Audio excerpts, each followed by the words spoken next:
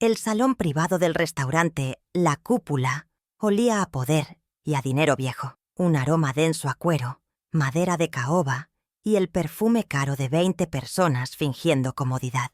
Estábamos en la cima de la Ciudad de México, en la avenida Presidente Masaryk, pero yo nunca me había sentido tan abajo. La ocasión era la celebración del compromiso de mi hijo, Mateo, con Paula Ibarra, una unión que para todos en esa mesa era más una fusión de empresas que de corazones. Yo observaba en silencio desde mi asiento, una sombra de 72 años vestida de gris, invisible entre los colores vibrantes de la élite. La luz de los candelabros se reflejaba en las copas de cristal, pero en mi interior todo estaba oscuro y quieto, como el ojo de un huracán que se prepara para tocar tierra.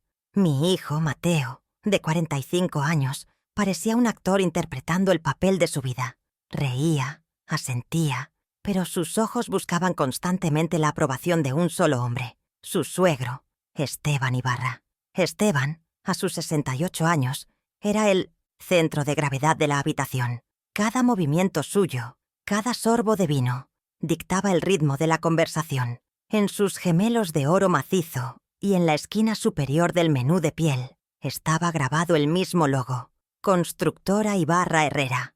El apellido de mi hijo estaba ahí, sí, pero era solo un adorno, una concesión para mantener las apariencias. Nadie en esa sala, ni siquiera Mateo, recordaba quién era la verdadera Herrera en esa ecuación, pero estaban a punto de aprenderlo. La cena avanzaba entre platos que no probé y conversaciones que no escuché. Mi atención estaba fija en el Patek Philippe que adornaba la muñeca de Esteban, un reloj cuyo valor podría haber pagado la educación universitaria de 10 jóvenes. Era un símbolo, como todo en su vida, de un poder que él creía absoluto e incuestionable. Paula, su hija y mi futura nuera, le tocaba el brazo a Mateo, un gesto que parecía de cariño pero que yo sabía que era de control, un recordatorio constante de quién le permitía estar en esa mesa. Yo contaba los segundos, no en un reloj de lujo, sino en el pulso lento y firme de mi propia sangre. La paciencia, había aprendido, es el arma más subestimada de los invisibles. Y entonces llegó el momento. Esteban se puso de pie, golpeando suavemente su copa con un tenedor. Un silencio inmediato y reverente cayó sobre la sala. Todos los rostros se volvieron hacia él, expectantes. Sostenía la copa de vino tinto, un reserva de 500 lalos la botella, y en lugar de dirigir una sonrisa cálida a la pareja, sus ojos se clavaron en mi hijo con una frialdad cortante. El aire se espesó.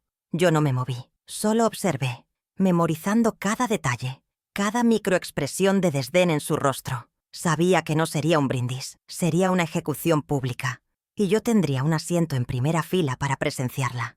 Mateo, seamos honestos, comenzó Esteban, su voz resonando en el silencio sepulcral.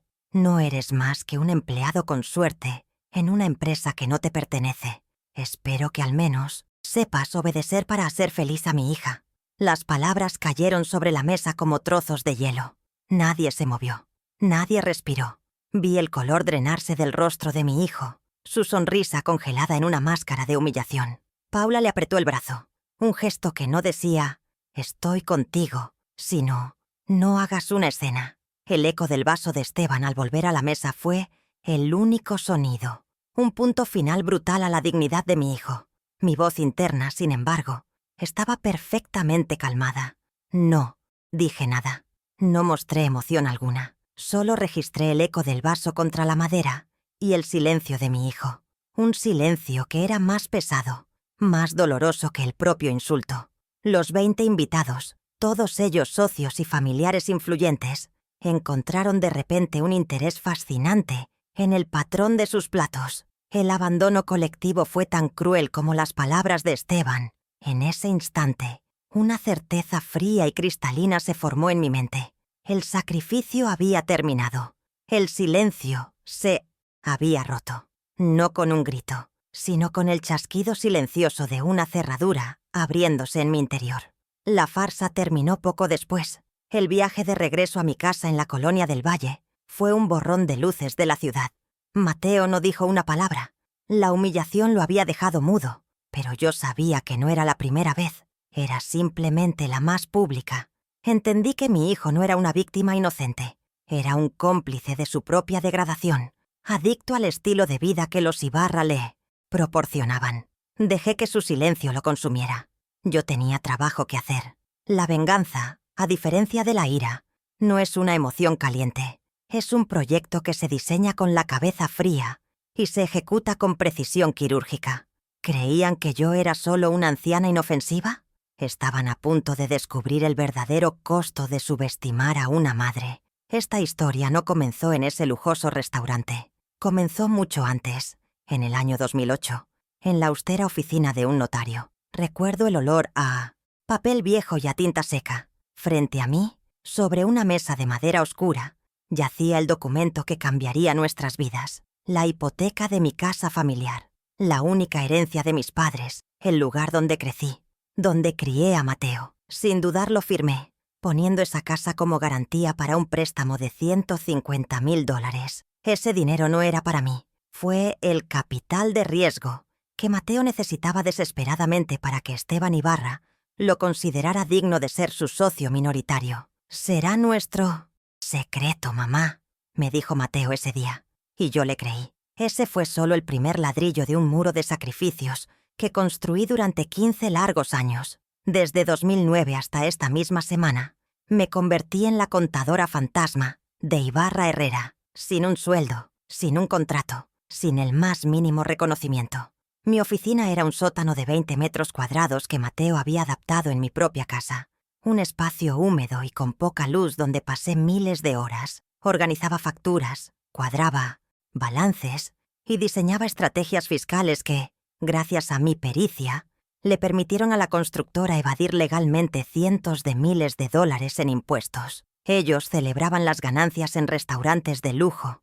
Yo celebraba encontrar un error de 1 centavo a las 3 de la mañana. El costo no fue solo profesional, fue profundamente personal. Incontables noches me quedé cuidando a mi nieto, Lucas, para que Paula pudiera asistir a sus galas benéficas y eventos sociales. Es lo que hacen las abuelas. Lucía, me decía con una sonrisa condescendiente mientras me entregaba una lista de tareas para la casa, como si yo fuera parte del servicio. Cada vez que intentaba hablar con Mateo sobre mi situación, sobre la necesidad de formalizar mi rol, o simplemente recibir un trato digno, él me interrumpía con la misma frase, una daga que siempre daba en el mismo lugar. «Mamá, exageras. Esteban solo es directo. Por favor, no arruines esto para mí». Poco a poco, la verdad se hizo ineludible. Mi sacrificio no era un puente para el éxito de mi hijo, como yo ingenuamente había creído. Era el cimiento invisible sobre el que otros, como Esteban y Paula, habían construido su arrogancia y su opulencia. Se paraban sobre mi espalda para ver el mundo desde más arriba, sin siquiera notar que estaban pisando a alguien.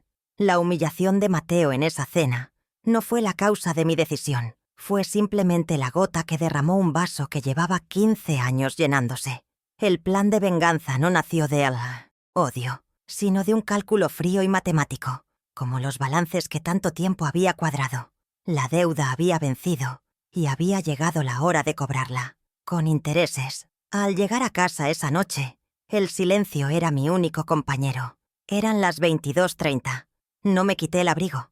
Dejé mi bolso sobre la mesa del recibidor y caminé directamente hacia el teléfono. Mis manos no temblaban. Mi pulso era regular. Marqué un número que sabía de memoria. Al otro lado de la línea, la voz de Carmen López, mi antigua colega y amiga, sonó somnolienta pero clara. Carmen, a sus 70 años, era una de las pocas consejeras independientes que se había ganado un respeto genuino en el mundo corporativo, incluso en el consejo de Ibarra Herrera. Mi voz, al hablar, fue un susurro sereno pero cargado de intención. «Carmen, soy Lucía», dije sin preámbulos. «Necesito un favor, uno grande y urgente. Necesito una copia certificada del acta constitutiva de Ibarra Herrera, para mañana a primera hora. No me preguntes, ¿por qué ahora? Solo confía en mí». Hubo una pausa al otro lado. Pude imaginar a Carmen sentándose en su cama, la confusión luchando contra décadas de amistad y confianza mutua. «Lucía, ¿está todo bien?», preguntó, su tono ahora lleno de preocupación. «Estará mejor mañana. respondí. Solo necesito ese documento, Carmen. Lo que está en juego es todo. Ella no hizo más preguntas. Lo tendrás en tu correo antes de las 8, prometió. La primera pieza del dominó acababa de ser empujada. A la mañana siguiente, a las 08:00 en punto, no estaba revisando mi correo. Estaba de pie frente a la imponente bóveda de una sucursal bancaria. El aire acondicionado era gélido, un contraste bienvenido con el fuego que ardía en mi interior. El empleado del banco me guió a una pequeña sala privada. Sola, abrí mi caja de seguridad, una caja de metal que no había sido tocada en años. Mis manos, manchadas por la edad pero firmes, buscaron 2 sobres amarillentos. El primero contenía la escritura, original de mi casa, fechada en 1985, con el sello del notario perfectamente conservado.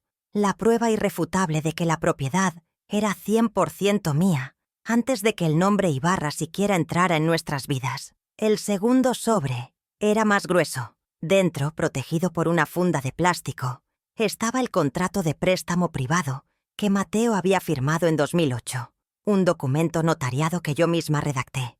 Mis dedos recorrieron la línea donde él reconocía los $150,000 como un préstamo personal. Pero la clave no estaba ahí. Estaba en una cláusula que diseñé con una previsión que ahora me parecía casi profética. Una cláusula de conversión a acciones en caso de impago por más de 5 años. Saqué mi teléfono móvil, un aparato que mi nieto me había enseñado a usar, y con una precisión metódica, escaneé cada página. La tecnología moderna estaba a punto de desenterrar los pecados del pasado. De vuelta en la tranquilidad de mi estudio, con el aroma a café recién hecho, llenando el aire, abrí mi tableta. El correo de Carmen había llegado, como prometió, un archivo PDF encriptado.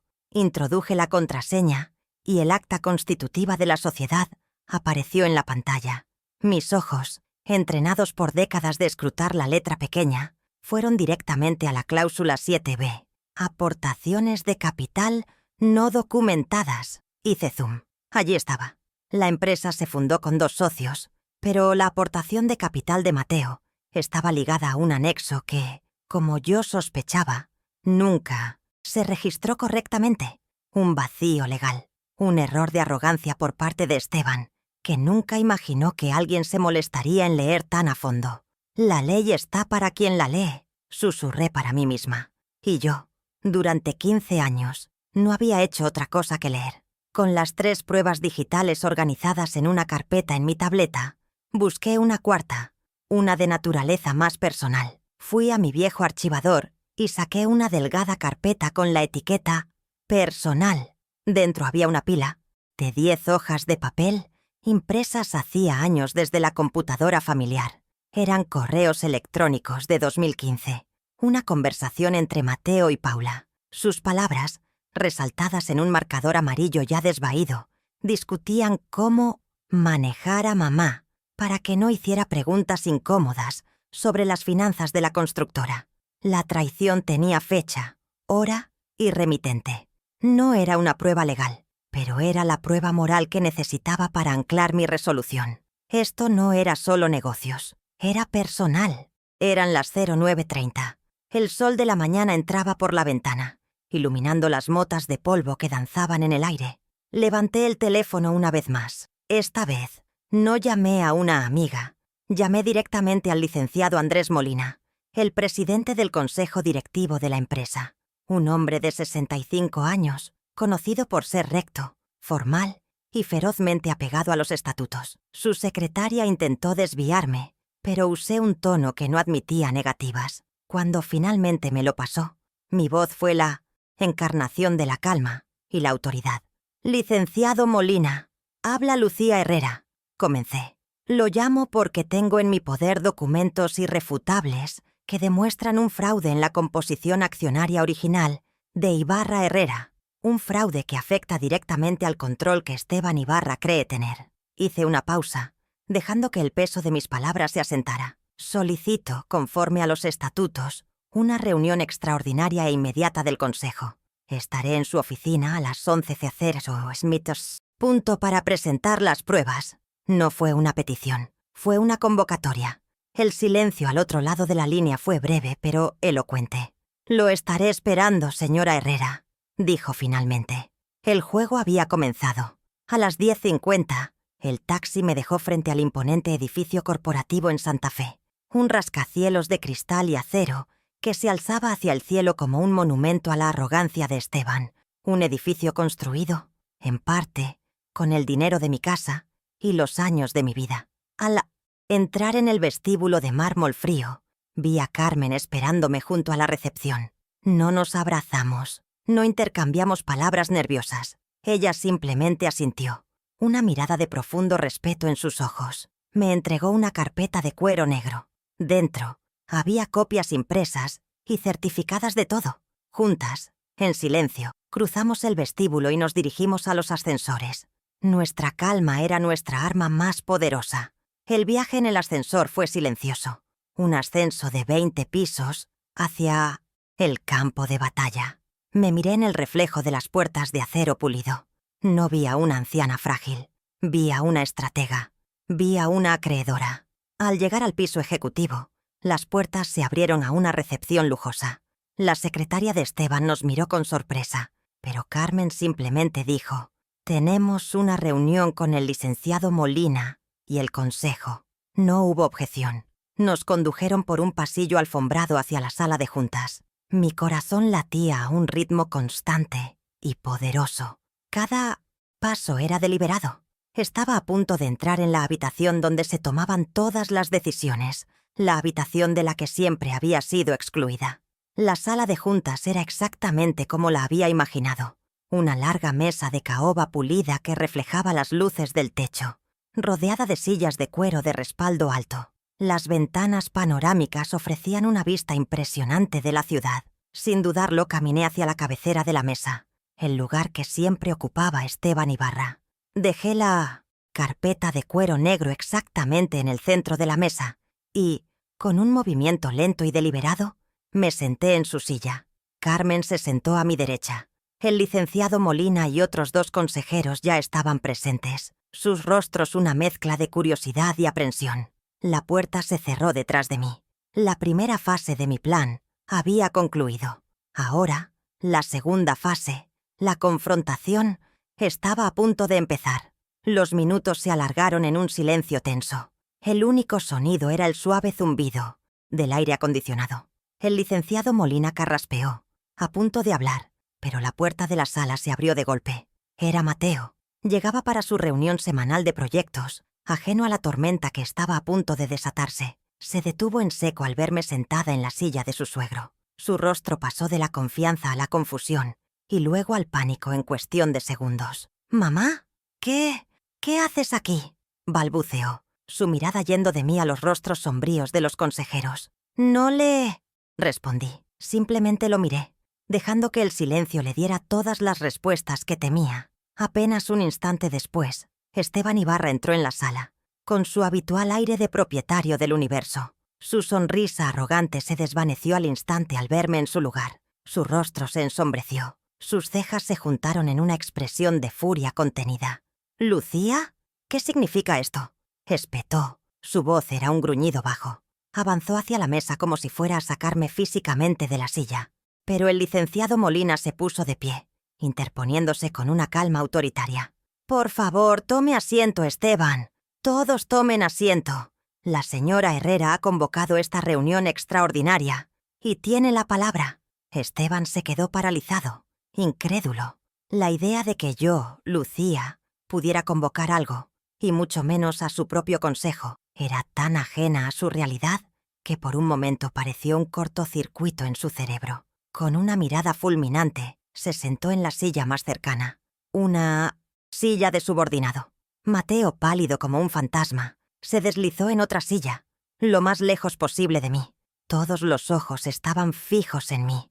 El poder en la sala había cambiado de eje, y el estruendo de ese cambio, aunque silencioso, era ensordecedor. Tomé un sorbo de agua, un gesto lento y medido para controlar el ritmo de la habitación. «Gracias, licenciado Molina», dije, mi voz clara y firme, sin un ápice de temblor. Me dirigí directamente a Esteban, ignorando a mi hijo por el momento. Estoy aquí para corregir un error histórico, un error que se remonta a la fundación de esta empresa. Abrí la carpeta de cuero negro frente a mí. El sonido del cierre al abrirse pareció resonar en la sala. Saqué el primer documento, una copia del contrato de préstamo de 2008. Lo deslicé suavemente por la superficie pulida de la mesa, hasta que se detuvo justo frente a Esteban. Sus ojos bajaron para leerlo, primero con desdén, luego con una creciente confusión.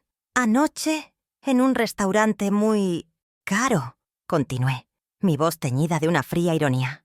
«Usted llamó fracasado a un hombre que construyó su posición en esta empresa con mi dinero. Exactamente, con $150,000 de mis ahorros de toda la vida, garantizados con la hipoteca de mi casa».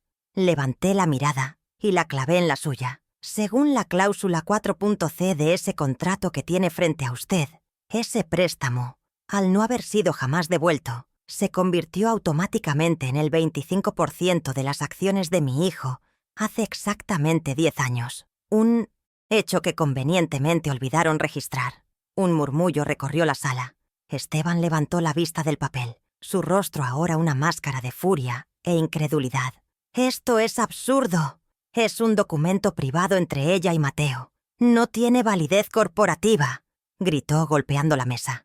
Pero antes de que pudiera continuar, Carmen tomó la palabra, su voz tranquila y autoritaria, como la de una jueza dictando sentencia.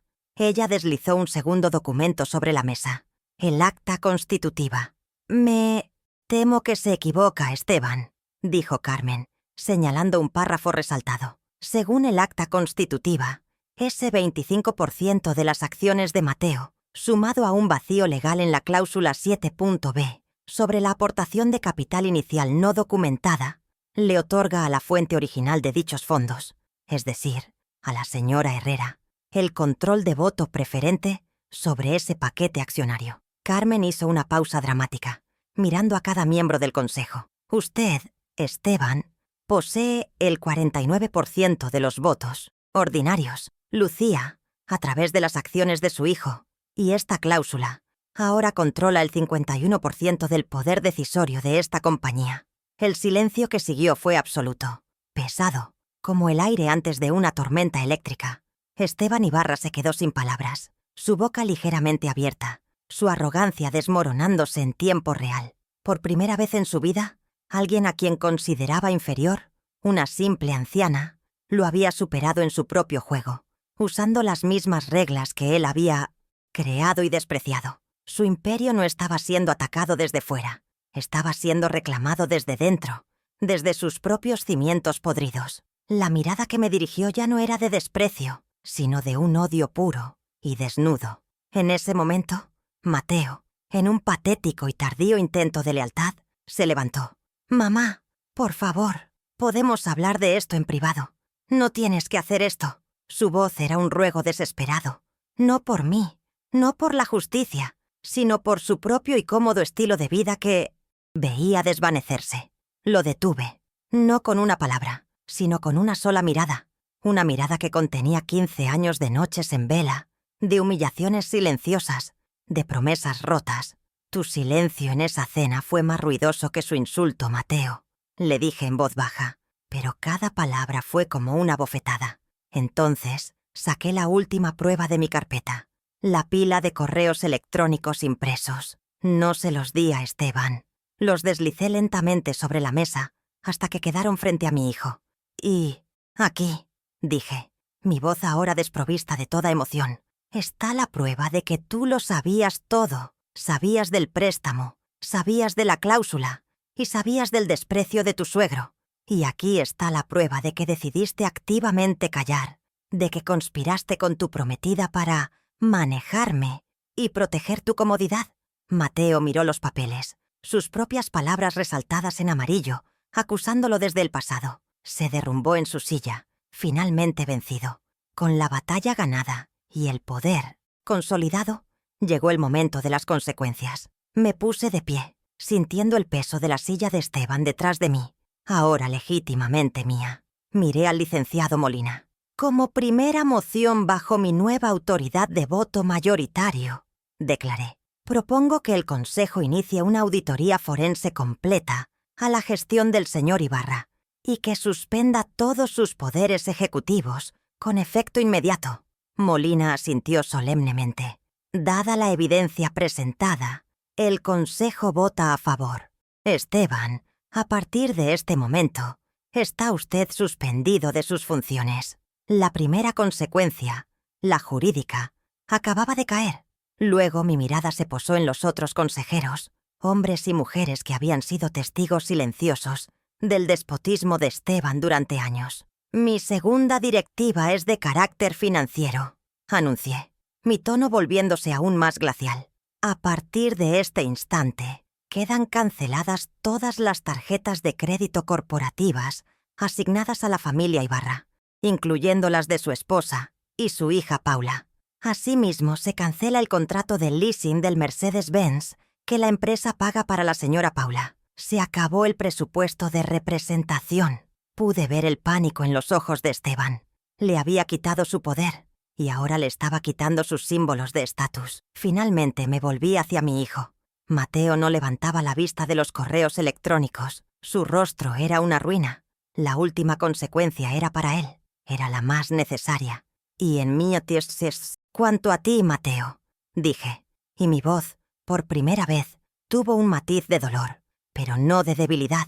La casa de la Colonia del Valle, cuya escritura original está en mi poder y que nunca dejó de ser legalmente mía, vuelve a ser exclusivamente mía. Tienes 48 horas para desalojar la casa de huéspedes que construiste en mi jardín sin mi permiso. Es hora de que aprendas a construir tu propia vida sobre tus propios cimientos. Un mes después, el polvo había comenzado a asentarse. La auditoría forense reveló un desorden financiero que justificó la destitución permanente de Esteban. La empresa, ahora bajo una nueva dirección supervisada por mí y por un consejo reestructurado, estaba pasando por una dolorosa pero necesaria purga. Un día Mateo me pidió una reunión. Se presentó en mi oficina, la misma que yo había ocupado en el sótano, ahora trasladada a un piso luminoso en el edificio corporativo. El salón privado del restaurante, la cúpula, olía a poder y a dinero viejo. Un aroma denso a cuero, madera de caoba y el perfume caro de 20 personas fingiendo comodidad. Estábamos en la cima de la Ciudad de México, en la avenida Presidente Masaryk, pero yo nunca me había sentido tan abajo. La ocasión era la celebración del compromiso de mi hijo, Mateo, con Paula Ibarra, una unión que para todos en esa mesa era más una fusión de empresas que de corazones. Yo observaba en silencio desde mi asiento, una sombra de 72 años vestida de gris, invisible entre los colores vibrantes de la élite. La luz de los candelabros se reflejaba en las copas de cristal, pero en mi interior todo estaba oscuro y quieto, como el ojo de un huracán que se prepara para tocar tierra. Mi hijo, Mateo, de 45 años, parecía un actor interpretando el papel de su vida. Reía, asentía, pero sus ojos buscaban constantemente la aprobación de un solo hombre, su suegro, Esteban Ibarra. Esteban, a sus 68 años, era el centro de gravedad de la poshabitación. Cada movimiento suyo, cada sorbo de vino, dictaba el ritmo de la conversación. En sus gemelos de oro macizo y en la esquina superior del menú de piel estaba grabado el mismo logo, Constructora Ibarra Herrera. El apellido de mi hijo estaba ahí, sí, pero era solo un adorno, una concesión para mantener las apariencias. Nadie en esa sala, ni siquiera Mateo, recordaba quién era la verdadera Herrera en esa ecuación, pero estaban a punto de aprenderlo. La cena avanzaba entre platos que no probé y conversaciones que no escuché. Mi atención estaba fija en el Patek Philippe que adornaba la muñeca de Esteban, un reloj cuyo valor podría haber pagado la educación universitaria de 10 jóvenes. Era un símbolo, como todo en su vida, de un poder que él creía absoluto e incuestionable. Paula, su hija y mi futura nuera, le tocaba el brazo a Mateo, un gesto que parecía de cariño pero que yo sabía que era de control, un recordatorio constante de quién le permitía estar en esa mesa. Yo contaba los segundos, no en un reloj de lujo, sino en el pulso lento y firme de mi propia sangre. La paciencia, había aprendido, Es el arma más subestimada de los invisibles. Y entonces llegó el momento. Esteban se puso de pie, golpeando suavemente su copa con un tenedor. Un silencio inmediato y reverente cayó sobre la sala. Todos los rostros se volvieron hacia él, expectantes. Sostenía la copa de vino tinto, un reserva de $500 la botella, y en lugar de dirigir una sonrisa cálida a la pareja, sus ojos se clavaron en mi hijo con una frialdad cortante. El aire se espesó. Yo no me moví, solo observé, memorizando cada detalle, cada microexpresión de desdén en su rostro. Sabía que no sería un brindis, sería una ejecución pública, y yo tendría un asiento en primera fila para presenciarla. «Mateo, seamos honestos», comenzó Esteban, su voz resonando en el silencio sepulcral. «No eres más que un empleado con suerte en una empresa que no te pertenece. Espero que al menos sepas obedecer para hacer feliz a mi hija». Las palabras cayeron sobre la mesa, como trozos de hielo. Nadie se movió, nadie respiró. Vi el color drenarse del rostro de mi hijo, su sonrisa congelada en una máscara de humillación. Paula le apretó el brazo, un gesto que no decía «estoy contigo», sino «no hagas una escena». El eco del vaso de Esteban al volver a la mesa fue el único sonido, un punto final brutal a la dignidad de mi hijo. Mi voz interna, sin embargo, estaba perfectamente calmada. No dije nada, no mostré emoción alguna, solo registré el eco del vaso contra la madera y el silencio de mi hijo, un silencio que era más pesado, más doloroso que el propio insulto. Los 20 invitados, todos ellos socios y familiares influyentes, encontraron de repente un interés fascinante en el patrón de sus platos. El abandono colectivo fue tan cruel como las palabras de Esteban. En ese instante, una certeza fría y cristalina se formó en mi mente. El sacrificio había terminado. El silencio se había roto. No con un grito, sino con el chasquido silencioso de una cerradura abriéndose en mi interior. La farsa terminó poco después. El viaje de regreso a mi casa en la colonia del Valle fue un borrón de luces de la ciudad. Mateo no dijo una palabra. La humillación lo había dejado mudo, pero yo sabía que no era la primera vez. Era simplemente la más pública. Entendí que mi hijo no era una víctima inocente. Era un cómplice de su propia degradación, adicto al estilo de vida que los Ibarra le proporcionaban. Dejé que su silencio lo consumiera. Yo tenía trabajo que hacer.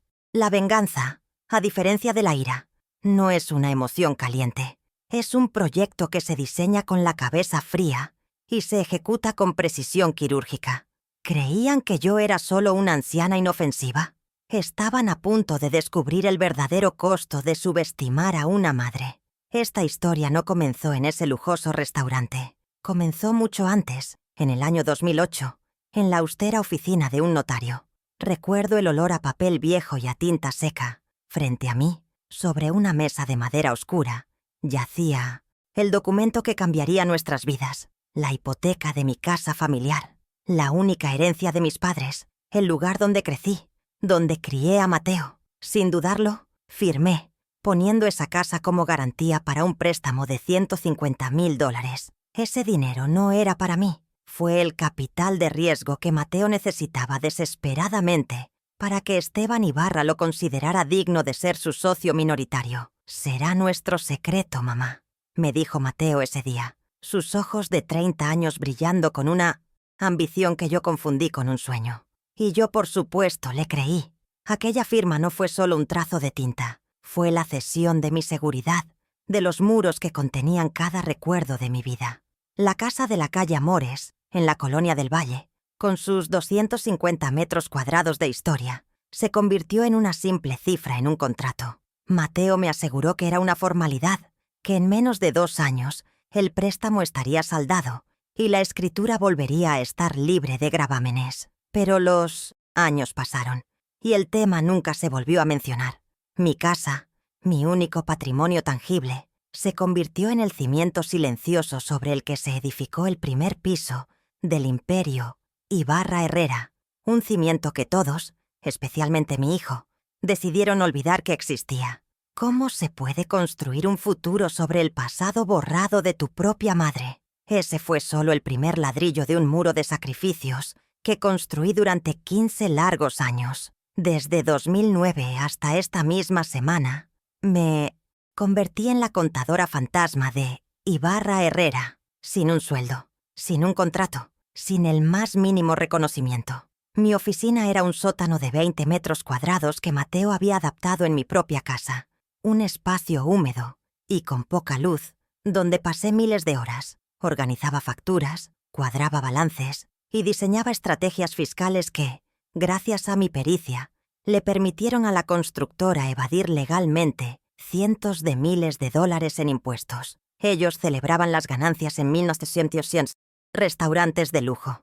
Yo celebraba encontrar un error de 1 centavo a las 3 de la mañana, con la única compañía del zumbido del viejo refrigerador. El trabajo era implacable. Recuerdo una auditoría fiscal en 2017.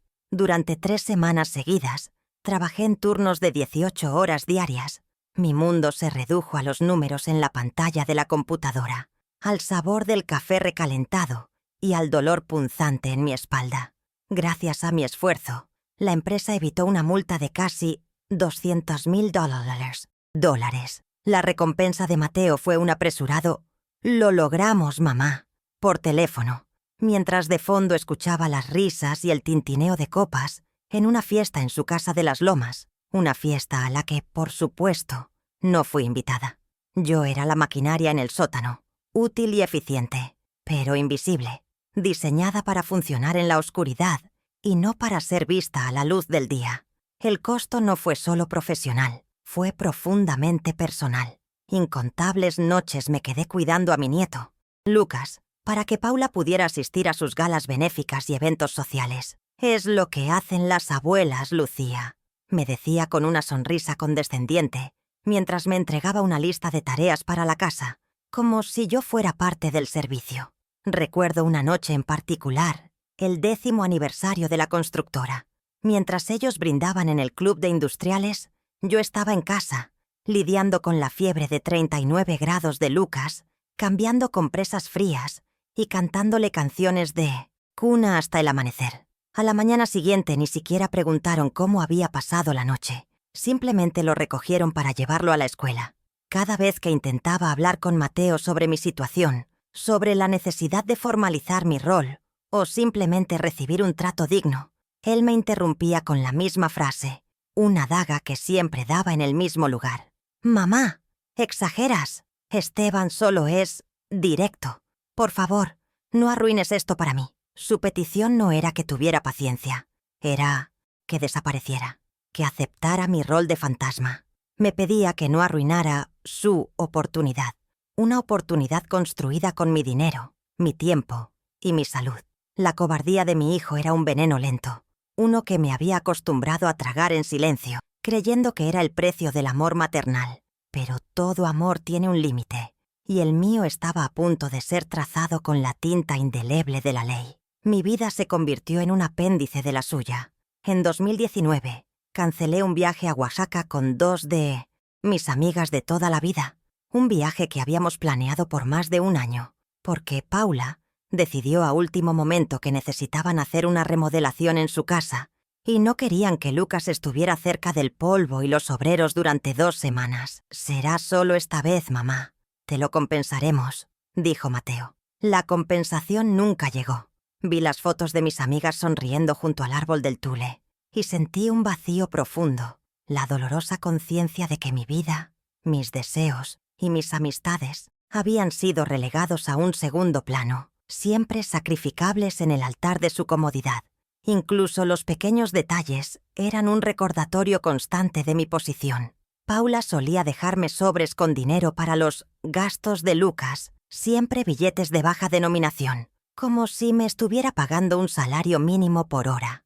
Nunca se dio cuenta, o nunca le importó, que yo gastaba mucho más de mi propia pensión en comprarle a mi nieto los libros que le gustaban o los ingredientes orgánicos para sus comidas, porque sabía que ellos no se molestaban en esos detalles. Cada peso que salía de mi bolsillo era una pequeña transferencia de dignidad, un subsidio silencioso que mantenía su fachada de familia perfecta mientras erosionaba la mía. Era un goteo constante, invisible para ellos, pero que para mí representaba una hemorragia de respeto propio. Poco a poco, la verdad se hizo ineludible. Mi sacrificio no era un puente para el éxito de mi hijo, como yo ingenuamente había creído. Era el cimiento invisible sobre el que otros, como Esteban y Paula, habían construido su arrogancia y su opulencia. Se paraban sobre mi espalda para ver el mundo desde más arriba, sin siquiera notar que estaban pisando a alguien. La humillación de Mateo en esa cena no fue la causa de mi decisión, fue simplemente la gota que derramó un vaso que llevaba 15 años llenándose. El plan de venganza no nació del odio, sino de un cálculo frío y matemático, como los balances que tanto tiempo había cuadrado. La deuda había vencido, y había llegado la hora de cobrarla, con intereses. Al llegar a casa esa noche, el silencio era mi único compañero. Eran las 22:30. No me quité el abrigo. Dejé mi bolso sobre la mesa del recibidor y caminé directamente hacia el teléfono. Mis manos no temblaban. Mi pulso era regular, una maquinaria interna que había encontrado su ritmo. Marqué un número que sabía de memoria, un ancla en el mar de mi soledad. Al otro lado de la línea, la voz de Carmen López, mi antigua colega y amiga, sonó somnolienta pero clara.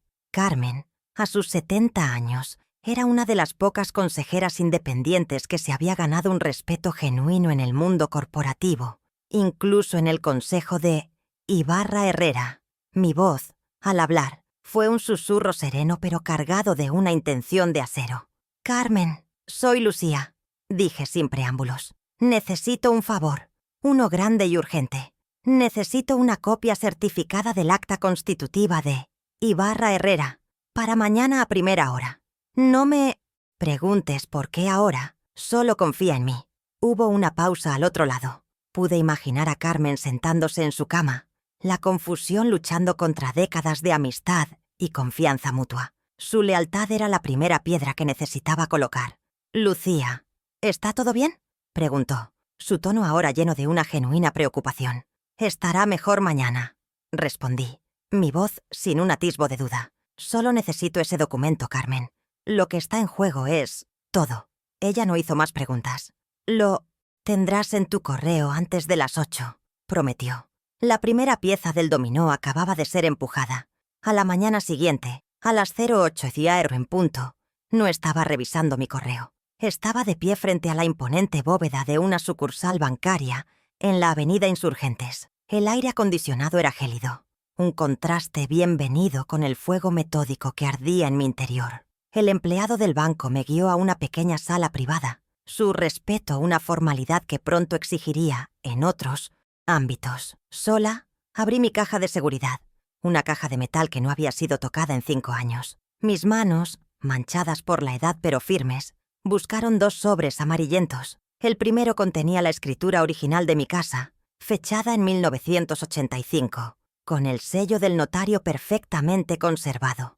La prueba irrefutable de que la propiedad era 100% mía, un ancla patrimonial que existía mucho antes de que el nombre Ibarra siquiera entrara en nuestras vidas. El segundo sobre era más grueso. Su peso era el de 15 años de silencio. Dentro, protegido por una funda de plástico, estaba el contrato de préstamo privado que Mateo había firmado en 2008. Un documento notariado que yo misma redacté, anticipando un futuro que esperaba nunca llegara. Mis dedos recorrieron la línea donde él reconocía los $150,000 como un préstamo personal. Su firma, una rúbrica juvenil, llena de una ambición que ahora me parecía ceguera. Pero la clave no estaba ahí. Estaba en una cláusula que diseñé con una previsión que ahora me parecía casi profética. Una cláusula de conversión a acciones en caso de impago por más de 5 años. Saqué mi teléfono móvil, un aparato que mi nieto me había enseñado a usar, y con una precisión metódica, escaneé cada página. La tecnología moderna estaba a punto de desenterrar los pecados del pasado. De vuelta en la tranquilidad de mi estudio, con el aroma a café recién hecho llenando el aire, abrí mi tableta.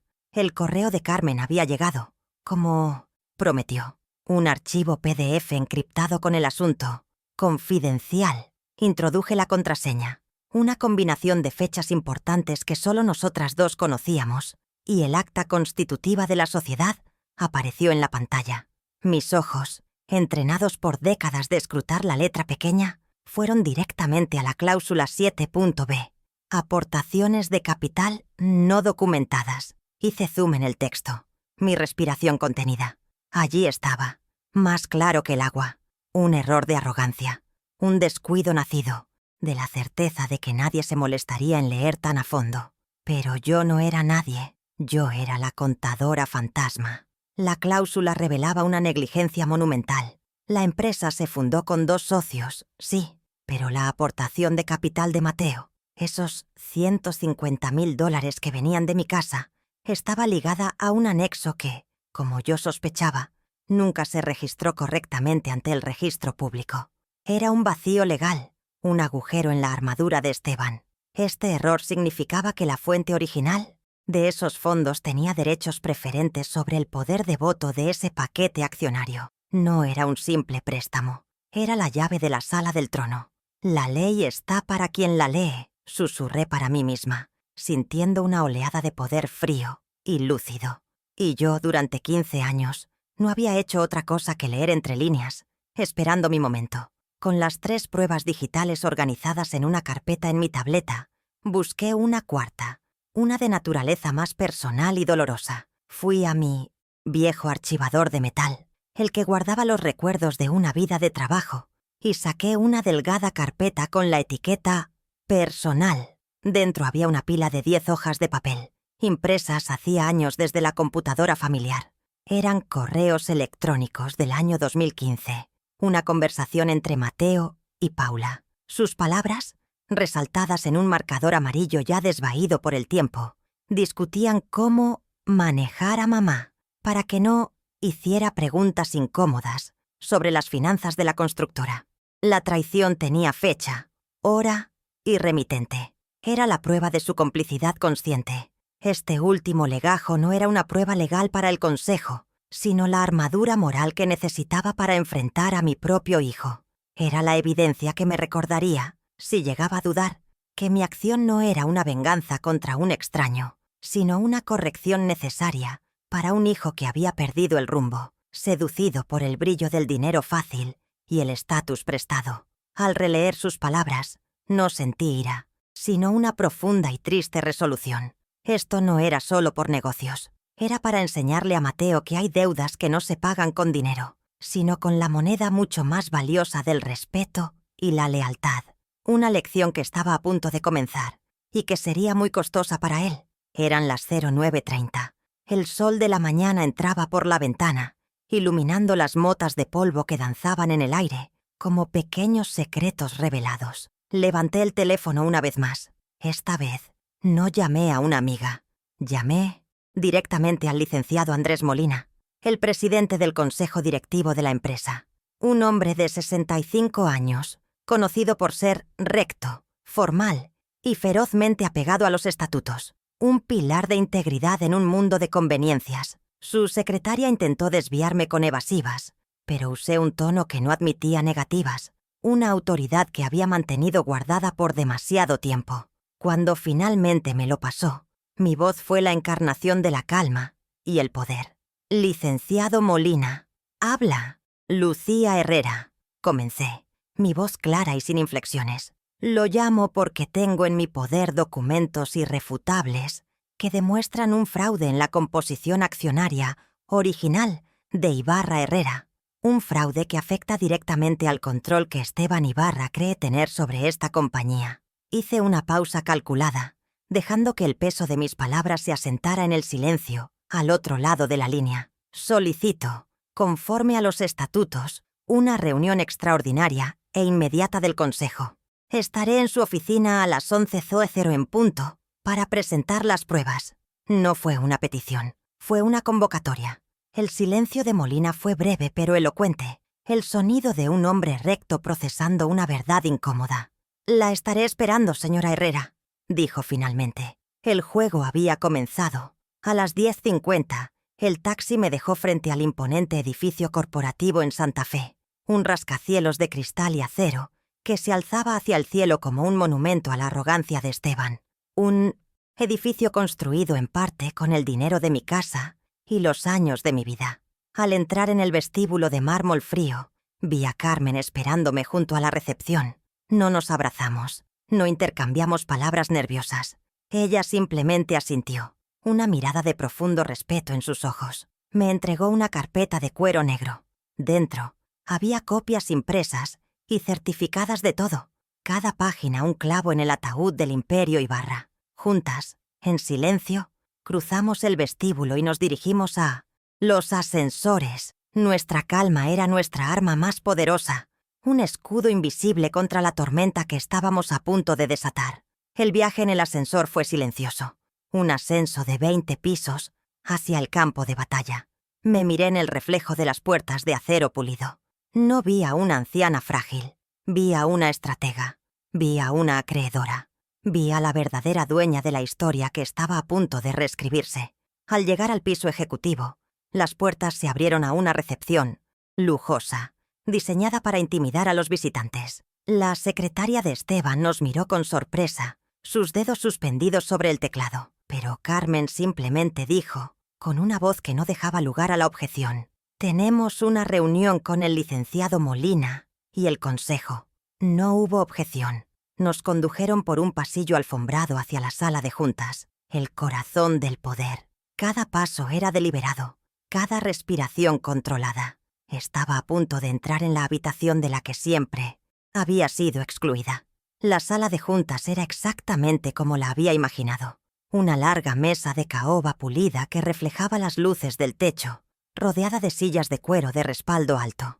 Las ventanas panorámicas ofrecían una vista impresionante de la ciudad, un recordatorio constante del poder que se ejercía desde esa altura. Sin dudarlo, caminé hacia la cabecera de la mesa, el lugar que siempre ocupaba Esteban Ibarra, su trono personal. Dejé la carpeta de cuero negro, exactamente en el 606, centro de la mesa, y con un movimiento lento y deliberado, me senté en su silla. El cuero frío se sintió como una armadura. Carmen se sentó a mi derecha, su presencia un ancla de solidez.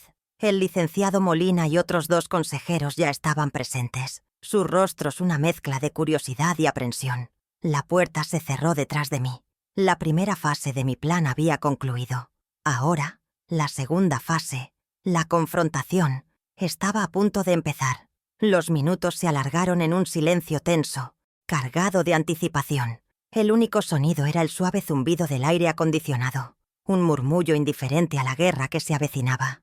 El licenciado Molina carraspeó, a punto de hablar, pero la puerta de la sala se abrió de golpe. Era Mateo. Llegaba para su reunión semanal de proyectos, ajeno a la tormenta que estaba a punto de desatarse. Se detuvo en seco al verme sentada en la silla de su suegro. Su rostro pasó de la confianza a la confusión y luego al pánico en cuestión de segundos. «¿Mamá?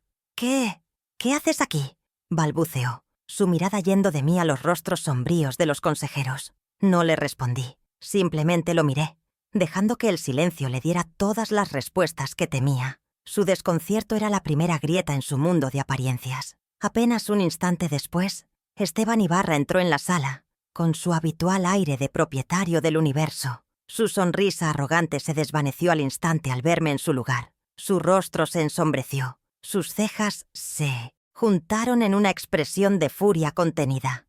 «¿Lucía? ¿Qué significa esto?», espetó. Su voz era un gruñido bajo. Avanzó hacia la mesa como si fuera a sacarme físicamente de la silla, su cuerpo acostumbrado a imponer su voluntad por la fuerza. Pero el licenciado Molina se puso de pie, interponiéndose con una calma autoritaria que sorprendió al propio Esteban. «Por favor, tome asiento, Esteban. Todos tomen asiento. La señora Herrera ha convocado esta reunión extraordinaria y tiene la palabra». La formalidad de Molina era una barrera legal que Esteban no podía atravesar. Esteban se quedó paralizado, incrédulo. La idea de que yo, Lucía, pudiera convocar algo, y mucho menos a su propio consejo, era tan ajena a su realidad que por un momento pareció un cortocircuito en su cerebro. Con una mirada fulminante, se sentó en la silla más cercana, una silla de subordinado, un gesto que le costó un esfuerzo visible. Mateo, pálido como un fantasma, se deslizó en otra silla, lo más lejos posible de mí, como si mi mera presencia lo quemara. Todos los ojos estaban fijos en mí. El poder en la sala había cambiado de eje, y el estruendo de ese cambio, aunque silencioso, Era ensordecedor. Tomé un sorbo de agua de la copa que tenía delante. Un gesto lento y medido para controlar el ritmo de la habitación y demostrar que yo estaba al mando. «Gracias, licenciado Molina», dije, mi voz clara y firme, sin un ápice de temblor.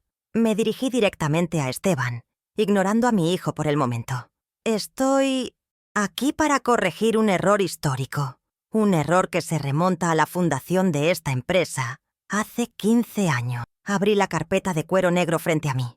El sonido del cierre al abrirse pareció resonar en la sala como un disparo. Saqué el primer documento, una copia certificada del contrato de préstamo de 2008. Lo deslicé suavemente por la superficie pulida de la mesa hasta que se detuvo justo frente a Esteban. Sus ojos bajaron para leerlo, primero con desdén, luego con una creciente confusión que se dibujaba en su ceño fruncido.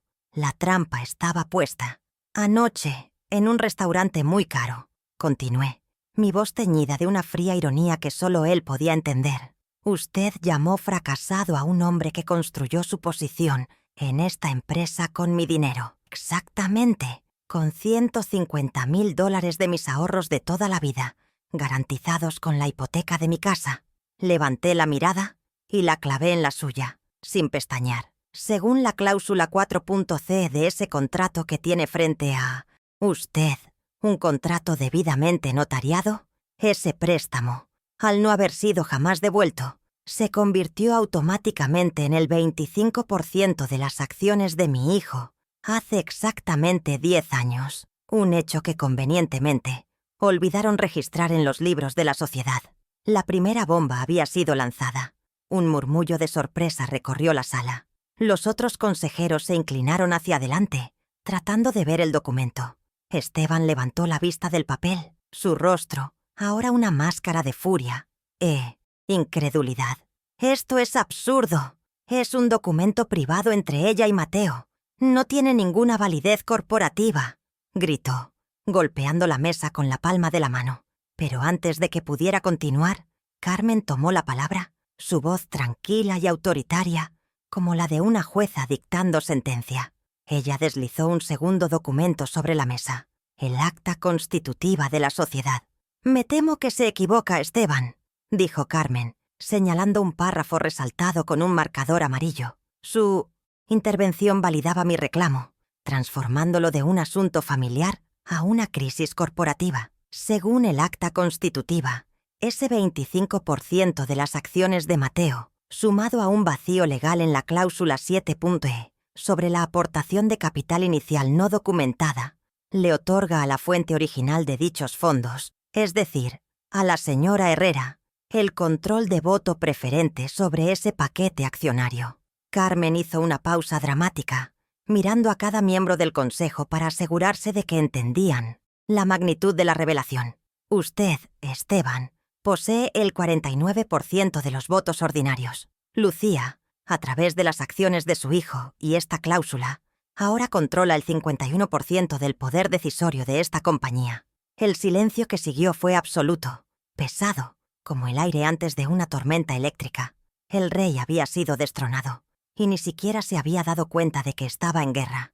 Esteban Ibarra se quedó sin palabras, su boca ligeramente abierta, su arrogancia desmoronándose en tiempo real. Por primera vez en su vida, alguien a quien consideraba inferior, una simple anciana, lo había superado en su propio juego, usando las mismas reglas que él había creado y despreciado. Su imperio no estaba siendo atacado desde fuera, estaba siendo reclamado desde dentro, desde sus propios cimientos podridos. La mirada que me dirigió ya no era de desprecio, sino de un odio puro y desnudo, el odio de un rey que ve a un fantasma sentarse en su trono. Su reloj, Patek Philippe, que antes marcaba el ritmo de su poder, ahora parecía contar los segundos de su caída. El silencio en la sala era tan denso que se podía cortar con un cuchillo. Su incredulidad se transformó en una furia volcánica. Se puso de pie de un salto, derribando su silla, cuyo ruido sordo resonó como un trueno en la sala. «Esto es una farsa, una treta de viejas resentidas», rugió, señalándonos a Carmen y a mí. Sus ojos inyectados en sangre buscaron a los otros consejeros, esperando encontrar apoyo, lealtad. «No pueden. creer esta locura. Es un chantaje. Esta mujer nunca ha puesto un pie en esta oficina. Es una mentira fabricada para robarme lo que he construido con mis propias manos. Su voz, acostumbrada a mandar, ahora sonaba hueca, desesperada. Era el grito de un animal acorralado, y en ese grito, todos en la sala escucharon la inconfundible nota del miedo. La bestia había sido herida. Yo no me inmuté. No levanté la voz para competir con la suya. Dejé que su eco se apagara contra las paredes de cristal. Luego, con una calma que parecía enfurecerlo aún más, giré mi cabeza lentamente hacia el licenciado Molina. No le pedí que me creyera. Le pedí que cumpliera con su deber. «Licenciado Molina», dije, mi voz un contrapunto sereno a la histeria de Esteban. «Los documentos presentados están certificados por notario público, y el acta constitutiva es el documento fundacional de esta empresa. Las reglas son claras y fueron redactadas por el propio señor Ibarra.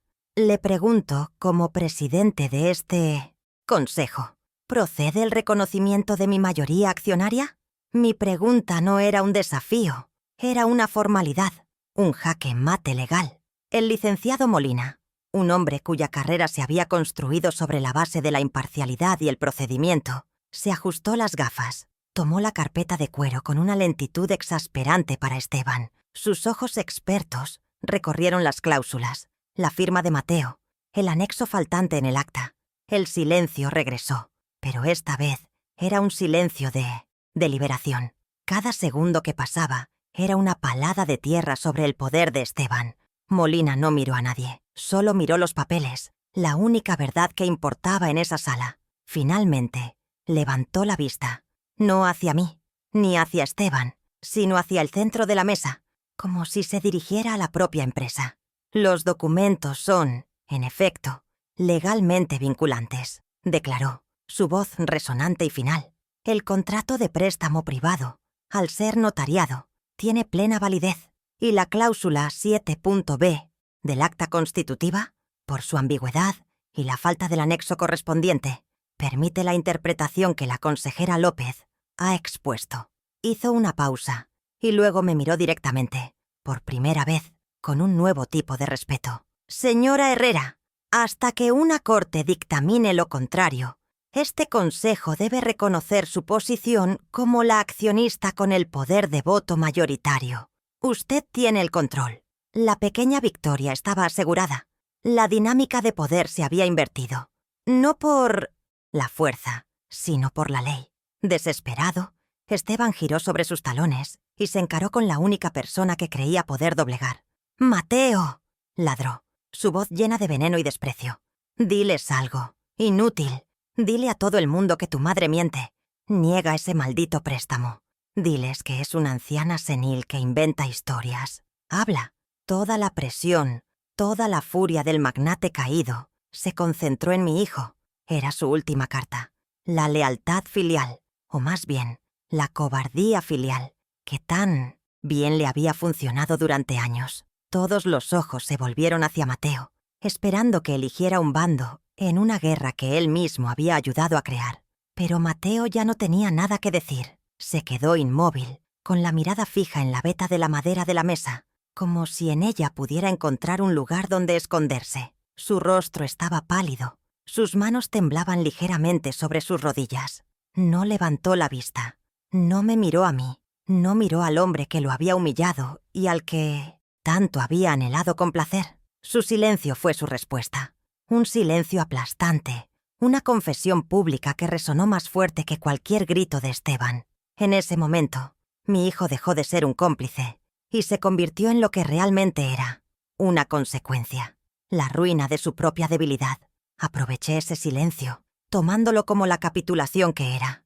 Mi voz cortó el aire tenso de la sala. «El silencio de mi hijo confirma la veracidad del primer documento», afirmé, no con triunfo, sino con la frialdad de un hecho consumado. «Ahora, si me lo permiten, procedamos con la agenda de esta reunión extraordinaria que yo he convocado». Puse un énfasis deliberado en la palabra «yo», reclamando mi autoridad, mi lugar en esa mesa. Tomé el mazo que descansaba frente al lugar de Esteban y con un golpe seco y firme, llamé a la sesión al orden. El sonido fue definitivo. Era el sonido de un nuevo comienzo. Mi mirada recorrió la mesa, deteniéndose en los otros 2 consejeros, hombres de negocios pragmáticos que habían observado todo el drama en silencio. Vi el cambio en sus ojos. La confusión inicial había desaparecido, reemplazada por una expresión de cautela y un respeto recién descubierto. No era un respeto por mí como persona, sino por el poder que ahora ostentaba. Eran tiburones en un tanque y acababan de ver a un nuevo depredador alfa tomar el control. Sus sutiles asentimientos de cabeza fueron una confirmación silenciosa. La lealtad en esa sala había cambiado de dueño. Había ganado el consejo. Finalmente volví mi atención al hombre que había provocado todo esto. Esteban Ibarra me miraba desde su silla de subordinado, su rostro una máscara de odio impotente. La batalla por el control había terminado, pero la guerra apenas comenzaba. La tensión en la sala era palpable, una cuerda de piano a punto de romperse. Me incliné ligeramente hacia adelante, mis manos entrelazadas sobre la carpeta que contenía su destino. «Señor Ibarra», dije, mi voz baja pero llevando a cada rincón de la habitación. «Le sugiero que se ponga cómodo. La primera moción que someteré a votación le concierne directamente a usted y a su futuro en esta compañía». La amenaza no estaba en mi tono, sino en la promesa de lo que vendría a continuación. Con el mazo en mi mano, un objeto que nunca imaginé tocar, sentí su peso de madera noble, un peso simbólico que representaba el equilibrio que estaba a punto de restaurar. Lo levanté lentamente y lo dejé caer con un golpe seco y definitivo sobre la base. El sonido nítido y autoritario resonó en el silencio sepulcral de la sala de juntas. «Doy por iniciada esta reunión extraordinaria del Consejo», declaré, mi voz tranquila pero inquebrantable, llenando cada rincón de la lujosa habitación. Mis ojos se encontraron con los de Esteban. No había ira en mi mirada, solo la calma gélida de una deuda que finalmente sería saldada. «La primera moción que someteré a votación», continué, «requiere que todos los presentes comprendan la verdadera composición accionaria de esta empresa. Una composición que ha sido deliberadamente ocultada durante más de una década. La trampa estaba abierta y él acababa de entrar en ella. Con un movimiento deliberado, abrí la carpeta de cuero negro. Saqué la primera hoja, una copia certificada del contrato de préstamo de 2008. Mis dedos, manchados por la edad, deslizaron el papel sobre la superficie pulida de caoba hasta que se detuvo justo frente a Esteban. «Usted llamó fracasado a un hombre que construyó su posición en esta empresa con mis $150.000, dije, cada palabra medida y precisa. Según la cláusula 4.c de este documento notariado que tiene frente a usted, ese préstamo, al no haber sido jamás devuelto en un plazo de 5 años, se convirtió automáticamente en el 25% de las acciones de mi hijo hace exactamente 10 años. Una transacción que, convenientemente, nunca se reflejó en los libros de la sociedad. Dejé que el peso de la revelación se asentara, un ancla cayendo en aguas profundas y turbias. La reacción de Esteban fue predecible en su arrogancia. Se echó a reír, un sonido áspero y forzado que no logró ocultar el repentino destello de pánico en sus ojos. «¡Esto es ridículo!», espetó, golpeando el documento con el dorso de la mano. «Es un papelucho privado entre usted y su hijo. No tiene absolutamente ninguna validez corporativa. Es un asunto familiar, no un asunto del Consejo». Su voz se elevó, intentando recuperar el control a través de la intimidación, un truco que le había funcionado toda su vida. Se dirigió a los otros consejeros, buscando su complicidad. «¿Vamos a permitir que esta señora interrumpa nuestro trabajo con sus fantasías seniles? Esto es un chantaje». Pero sus palabras, antes tan poderosas, ahora sonaban huecas, la bravuconería de un rey desnudo. Fue entonces cuando Carmen, mi aliada silenciosa, tomó la palabra. Su voz, serena y profesional, cortó la histeria de Esteban, como un bisturí. «Me temo que se equivoca, Esteban», dijo mientras deslizaba un segundo documento sobre la mesa. Una copia del acta constitutiva. Su dedo índice, firme y seguro, señaló un párrafo resaltado en amarillo. «Según el acta constitutiva, específicamente la cláusula 7.b, la aportación de capital de Mateo, está ligada a un anexo que nunca se registró debidamente. Este vacío legal, esta negligencia administrativa, otorga a la fuente original de dichos fondos, es decir, a la señora Herrera, el control de voto preferente sobre ese paquete accionario del 25%. Carmen hizo una pausa, mirando directamente a los ojos de un atónito licenciado Molina, validando cada una de mis afirmaciones. El impacto de las palabras de Carmen fue sísmico. Ella continuó, su tono implacable como el de un juez dictando sentencia. Usted, Esteban, posee el 49% de los votos ordinarios de esta compañía, un poder que siempre creyó absoluto. Hizo otra pausa, permitiendo que la tensión alcanzara su punto máximo. Sin embargo, con el control del voto preferente sobre el 25% de las acciones de Mateo, la señora Herrera ahora controla el 51% del poder decisorio de esta compañía. El silencio que siguió fue total, denso y sofocante. Pude ver el color drenarse del rostro de Esteban. Su reloj Patek Philippe, que siempre había parecido un símbolo de su poder, de repente parecía un grillete inútil en su muñeca. El imperio que construyó sobre mi sacrificio acababa de cambiar de manos. Dejé que el silencio se prolongara, que cada hombre en esa sala procesara la magnitud del cambio. Observé el rostro de Esteban Ibarra desmoronarse. La arrogancia se evaporó, reemplazada por una incredulidad lívida, la de un tirano que descubre que sus murallas eran de papel. Su mirada se clavó en mí, ya no con desdén, sino con un odio puro, el odio de quien ha sido superado en su propio juego por una pieza que ni siquiera consideraba en el tablero. Yo le sostuve la mirada sin pestañear. Durante 15 años había bajado la vista. Hoy no. Hoy, el invisible se había vuelto el que todo lo ve. Mi pulso se mantuvo firme. La venganza no era un plato que se sirve frío. Era un balance contable que finalmente cuadraba a mi favor. En un último y patético intento de lealtad, o quizás de autopreservación, Mateo se levantó a medias de su silla. «Mamá, por favor», suplicó, su voz apenas un susurro roto. «Podemos hablar de esto en casa. No tienes que hacer esto. No aquí». Lo detuve, no con una palabra, sino con una sola mirada.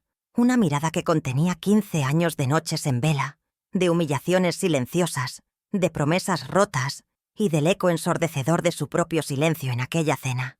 «Tu silencio en esa cena fue más ruidoso que su insulto, Mateo», le dije en voz baja, pero cada palabra fue como una bofetada que resonó en la sala. Se desplomó de nuevo en su silla, finalmente vencido por el peso de su propia cobardía.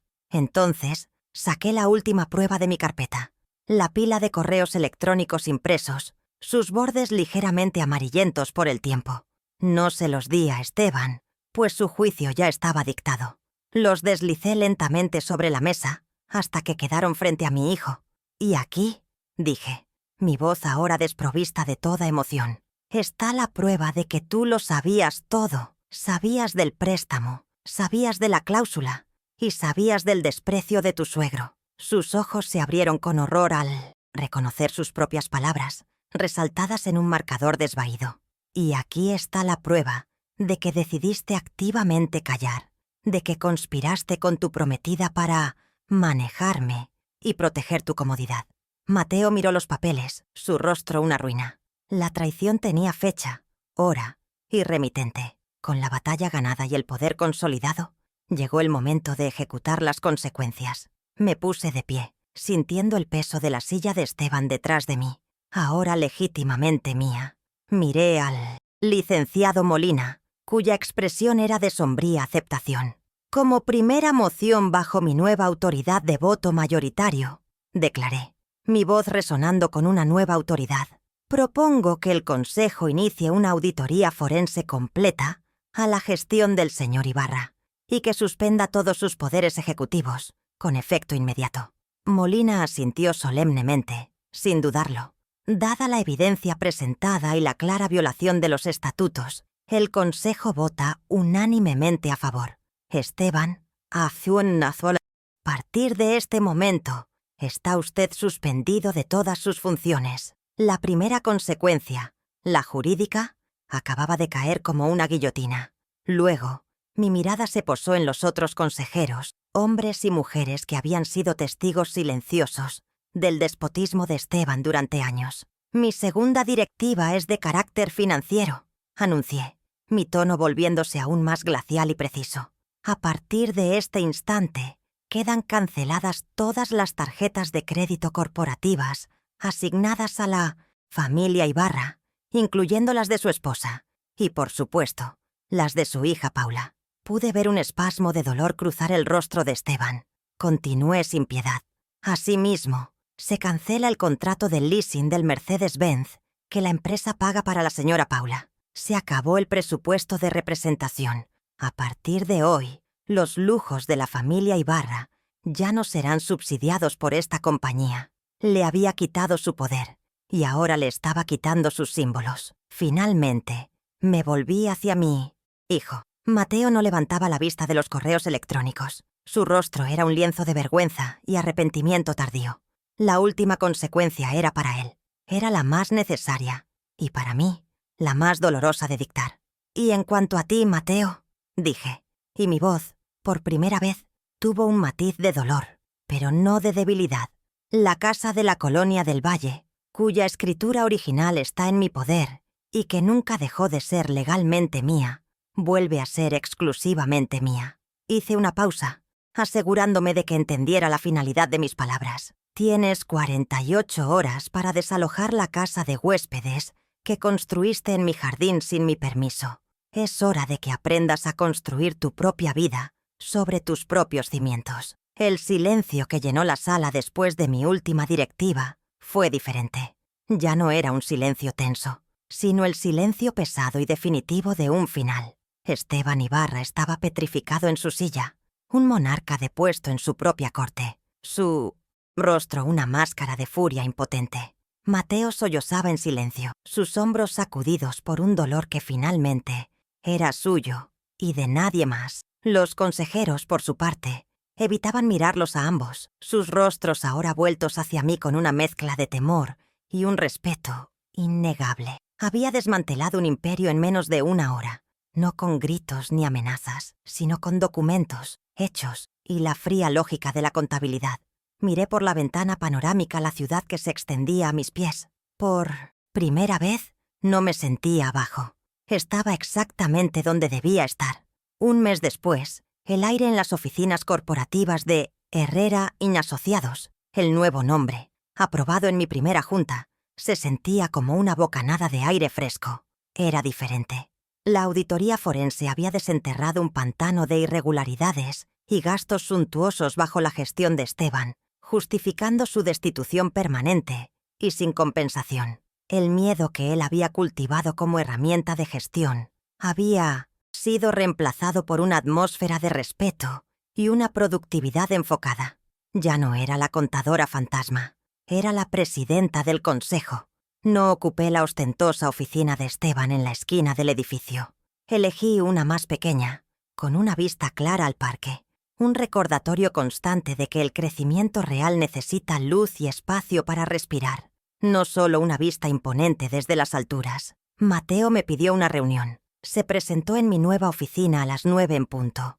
Una puntualidad que nunca le había conocido. Ya no vestía los trajes italianos de $1000 que Paula le compraba. Llevaba una camisa de algodón y pantalones de gabardina que le quedaban un poco grandes. Había perdido peso, y la arrogancia que había adoptado como una segunda piel se había desprendido, revelando al hombre vulnerable que yo recordaba de su juventud antes de que el dinero de los Ibarra lo comprara. No traía una carpeta de proyectos, ni un plan de negocios. Traía solo el peso de su silencio y una mirada que ya no suplicaba, sino que simplemente esperaba una sentencia. Se sentó frente a mí, en la silla de visitante, y por primera vez en 15 años, la dinámica entre nosotros era clara y honesta. Dejé que el silencio se extendiera por un momento, no para castigarlo, sino para establecer el nuevo lenguaje que regiría nuestra relación. La empresa necesita un arquitecto jefe para el nuevo proyecto de vivienda de interés social en Querétaro, le dije. Mi voz era la de una presidenta de Menezno. Consejo, no la de su madre. El sueldo es de 85,000 pesos mensuales, con las prestaciones que marca la ley. Deberás registrar tu hora de entrada y salida, como todos los demás empleados. No hay coche de empresa, no hay tarjeta de crédito corporativa. Reportarás directamente a la nueva directora de proyectos, la ingeniera Soto. Le extendí un contrato simple de 2 páginas. Estas son las condiciones, Mateo. Es un trabajo, no un patrimonio. ¿Lo aceptas? Él tomó el contrato, sus manos temblando ligeramente mientras leía las cláusulas. No había letra pequeña, ni trampas. Era una oferta justa, impersonal, la clase de oferta que recibiría cualquier profesional con sus credenciales. Levantó la vista, y en sus ojos vi una gratitud teñida de una profunda vergüenza, una mezcla que me indicó que quizás, solo quizás, había esperanza para él. «Sí, mamá, acepto», dijo, su voz ronca. «Gracias». No le respondí con un «de nada» maternal. Simplemente asentí con la cabeza. Un gesto profesional. El respeto, comprendí en ese momento, no se reconstruiría con abrazos ni con perdones fáciles, sino ladrillo a ladrillo, con cada día que él demostrara su valía a través del trabajo y no del apellido. Mi rutina se transformó por completo. Las madrugadas en el sótano húmedo, rodeada de cajas de archivos y el olor a papel viejo, fueron reemplazadas por mañanas luminosas en mi oficina del piso 18. Ya no cuadraba balances ajenos en la oscuridad. Ahora presidía las reuniones del consejo, aprobaba presupuestos millonarios y trazaba la estrategia a largo plazo de la compañía. Mi pensión ya no era un subsidio para los lujos de otros, era la base de mi independencia. Compré muebles nuevos para la sala, reemplacé los viejos electrodomésticos y contraté a un jardinero para que me ayudara con los rosales que tanto había descuidado. Cada pequeña decisión era una afirmación de mi autonomía, un acto de recuperación de un espacio vital que me habían arrebatado sutilmente durante años. La semana pasada, rechacé un proyecto para construir un centro comercial de lujo que Esteban había dejado preaprobado. Los números no cuadraban éticamente. El impacto ambiental era devastador. En su lugar presenté al Consejo mi propia iniciativa, la creación de un fondo de $2 millones para financiar la educación universitaria de los hijos de nuestros empleados de la construcción. Una empresa no se mide solo por los metros cuadrados que edifica, sino por las oportunidades que construye para su gente, argumenté. La moción fue aprobada por unanimidad. Fue mi primera gran decisión como presidenta. Y no se trató de venganza, sino de redefinición. Estaba transformando un monumento a la codicia de un hombre en un legado de oportunidad para muchos. De Esteban y Paula supe poco, y lo que supe fue a través de Carmen, quien me lo contaba con una discreción casi clínica. El divorcio de Paula y Mateo fue rápido y silencioso. Sin el respaldo financiero de la empresa, su castillo, de naipe social, se vino abajo. El Mercedes-Benz fue devuelto. Las membresías de los clubes canceladas. Tuvieron que vender su mansión en Las Lomas, un palacio financiado con créditos que dependían de la constructora. Me contaron que Esteban intentó montar una nueva empresa, pero su reputación en el sector estaba destruida. Nadie quería hacer negocios con un hombre que había sido destituido por fraude por su propia suegra. Su caída no fue un estruendo, sino un lento y silencioso desvanecimiento hacia la irrelevancia. Hoy es domingo. El sol de la mañana se filtra a través de las hojas de mi jacaranda, pintando manchas de luz sobre el césped recién cortado de mi jardín. El aire huele a tierra húmeda y a las rosas que por fin he tenido tiempo de cuidar. Estoy podando los rosales, una tarea que requiere paciencia y precisión. Cada corte es deliberado. Quito las ramas secas, las hojas enfermas, todo lo que impide que la planta concentre su energía en florecer. El silencio ya no es un espacio vacío de soledad, sino un lienzo lleno de paz, interrumpido solo por el canto de los pájaros y el zumbido de alguna abeja solitaria. Me siento anclada a este pedazo de tierra, mis raíces tan profundas como las de estos rosales centenarios. Un torbellino de energía irrumpe en mi santuario de paz. «¡Abuela!», grita Lucas, mi nieto de 10 años, mientras corre por el jardín y se lanza a mis brazos. Su abrazo es fuerte, genuino, un ancla que me conecta con lo único que realmente importa en este mundo. Lo estrecho contra mí, inhalando el aroma a sol y a niño que emana de su cabello. Ya no viene por obligación, porque sus padres necesitan una niñera de emergencia.